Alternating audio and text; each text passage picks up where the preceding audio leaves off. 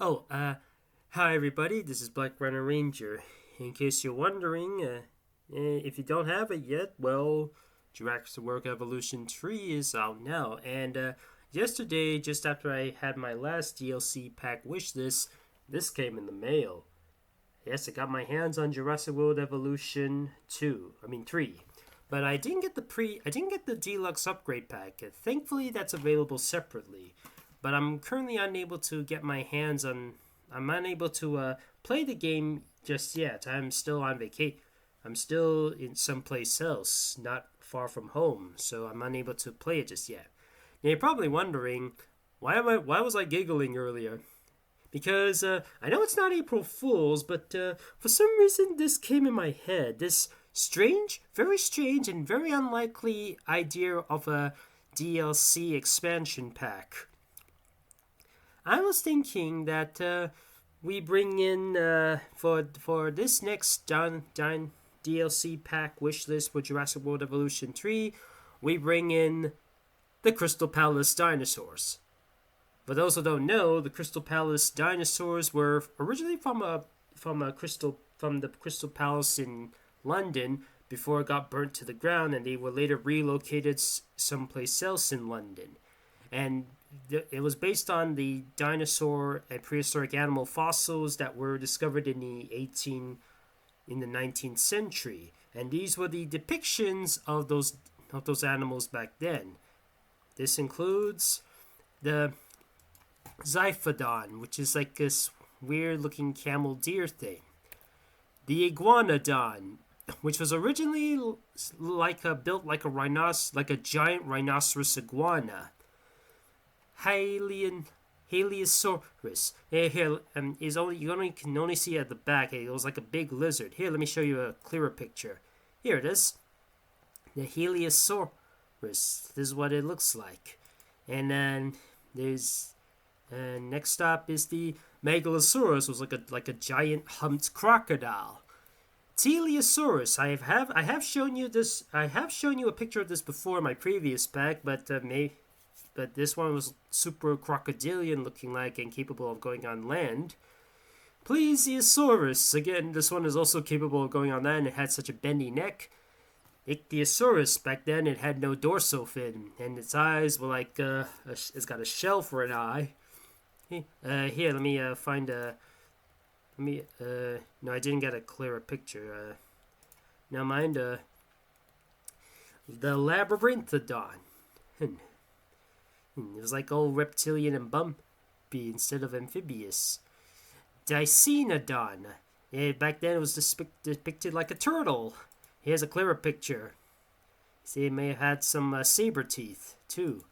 The Megatherium over here is known with a flabby nose.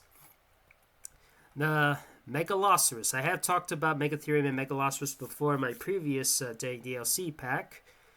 Mosasaurus, he's covered in bush. Here, let me get a better picture. Right there. And Anoplotherium, which is like these little deer creature things, and Paleotherium, which back then was depicted like a tapir. And finally, the Pterodactylus. I had to explain this before, but back then it was they portrayed a bit more like dragons. Here's a better picture. And I thought, why not bring them into the game? Why not bring each and every one of these creatures into the game?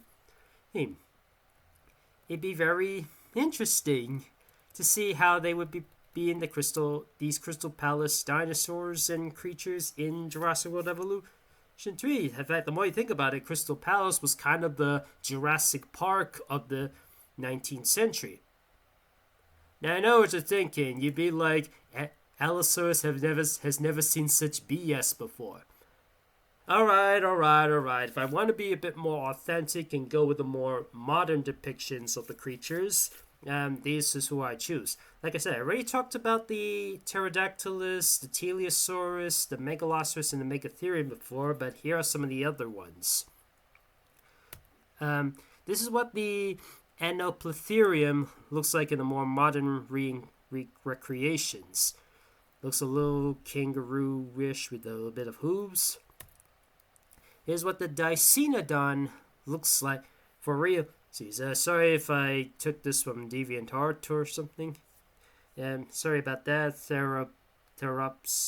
I'm just educating and people some idea what the creature looks like. Credits to you. There's like a giant Dicynodon or Lystrosaurus, in a sense, or like a Plesiosaurus. Now here's the Hylaeosaurus, or Hylaeosaurus. I don't know how to pronounce it. Now this back then it was portrayed like a nodosaur. It's portrayed more like a nodosaur, like a bumpy creature, like the Polacanthus or the Boreolopelta or Sauropelta, or Gastonia. Mastodonsaurus, which is like the formerly called the Labyrinthodon, and Paleotherium, which kind of looks more horse-like, kind of looks more like the Paleotherium from Walking with Beasts, and finally Xiphodon. It's a bit more deer-like or horse-like, or So if you guys are not fond of the Crystal Palace depictions of the dinosaurs, you can just wish for these versions instead.